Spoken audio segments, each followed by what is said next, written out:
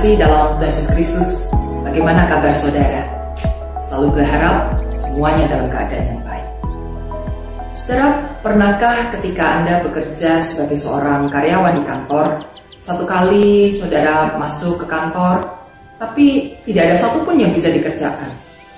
Mungkin karena memang kondisi pekerjaan sedang sepi, atau mungkin karena atasan tidak lagi mempercayai saudara, sehingga tugas-tugas itu dialihkan kepada orang lain. Bagaimana perasaan saudara? Tentu tidak menyenangkan ya ketika kita tidak dipercaya dan tidak diberi tugas. Atau jika ada seorang yang berprofesi sebagai seorang staf keuangan, tapi kemudian dia lebih banyak menggunakan waktunya untuk mengurusi bagian produksi, sehingga pekerjaannya itu sendiri terbengkalai. Kira-kira bagaimana reaksi sang atasan? Apakah akan memujinya karena dia berhasil di bidang produksi? Atau justru malah menegurnya karena pekerjaan di bagian keuangan itu terbengkalai? Nah, saudaraku yang terkasih dalam Yesus Kristus, di dalam dunia pekerjaan selalu ada arahan tugas yang diberikan secara jelas kepada para karyawan, supaya orang-orang yang bekerja itu bisa melakukan tugasnya dengan efektif dan tentu bisa berhasil. Nah, demikian juga dengan kehidupan kita, saudara. Kita ini adalah hamba Kristus.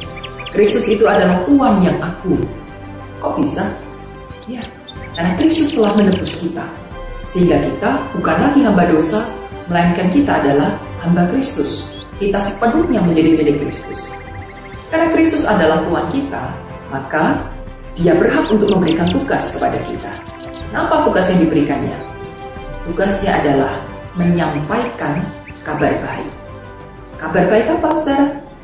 Kabar bahwa Yesus Kristus mau menyelamatkan orang-orang yang berdosa. Kabar bahwa Yesus memperdulikan orang-orang yang lemah, sehingga Yesus berkenan mengaruniakan penghiburan dan kekuatan bagi mereka yang lelah, mereka yang berduka. Yesus pun mau mengaruniakan kedamaian, menegakkan kebenaran dan keadilan. Yesus mau memberikan segala-galanya yang baik buat saudara dan saya dan buat seluruh umat manusia di muka bumi ini. Kabar itulah yang mesti kita beritakan, baik melalui perkataan maupun tindakan-tindakan kasih kita. Karena dunia ini sedang mengalami kesakitan, penderitaan, kelelahan, duka cita. Dari dulu, sekarang, dan esok, penderitaan-penderitaan itu akan selalu ada di dunia. Maka umat manusia selalu membutuhkan kabar baik ini. Nah, persoalannya, saudara, kabar baik ini seringkali tidak populer.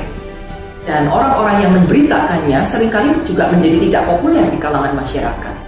Bahkan juga akan mengalami siksaan, mengalami ketidaknyamanan, mengalami sengsara. Oleh karena itu, banyak orang memilih untuk menghindari tugas ini. Banyak orang memilih untuk pura-pura tidak tahu. Tahu tapi pura-pura tidak tahu. Biarlah itu untuk orang lain saja, atau dia menjadi sangat tidak peduli. Ketika itu terjadi, saudara, mari kita belajar seperti seorang rasul, yaitu Paulus. Di tengah himpitan yang terjadi, di tengah ketidakpopuleran dirinya di dalam dunia, di tengah masalah-masalah yang menimpa dia berani berkata demikian. Karena bagiku hidup adalah Kristus dan mati adalah keuntungan. Tetapi jika aku harus hidup di dunia ini, itu berarti bagiku bekerja memberi buah. Filipi 1 ayat 21-22. Ketika aku hidup di dunia ini, itu berarti bagiku bekerja memberi buah. Ya, memberi buah inilah yang menjadi panggilan hidup kita. Ketika kita serius mengerjakan tugas dari Allah, ketika kita serius menjalankan misi menyampaikan kabar baik, maka buah-buah yang manis itu akan dihasilkan di dalam kehidupan kita. Dan buah yang manis akan memberkati banyak orang. Mereka yang mendengarkan kabar ini, mereka yang merasakan tindakan nyata dari kabar ini, hidupnya akan bersuka cita, hidupnya akan dikuatkan, hidupnya akan penuh pengharapan. Sekalipun ia masih tinggal di lingkungan yang menyesakkan, tapi ia akan terus kuat melangkah maju. Meskipun ia tahu dirinya berdosa, belum sempurna melakukan semua bentuk kebaikan, tapi ia percaya ada Tuhan yang mau mengampuninya dan mau menebusnya. sehingga ia tidak hidup di dalam rasa takut, ia tidak hidup dalam kecemasan, dan ia tidak putus asa.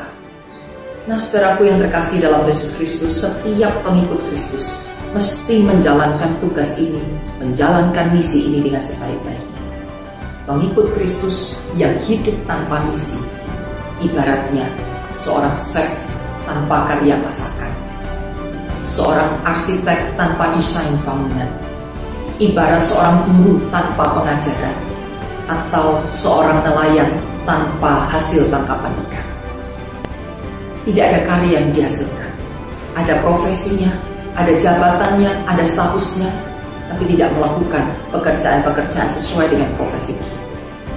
Anak-anak Tuhan, para pengikut Kristus, diutus datang ke dalam dunia ini untuk menjalankan misi, menyampaikan kabar baik. Nah, marilah kita serius untuk mengerjakannya di dalam kehidupan kita, supaya makin banyak orang terberkati dan mengalami sukacita di segala musim kehidupan. Kiranya Tuhan menolong kita semua untuk menjalani hidup dengan misi yang benar. Tuhan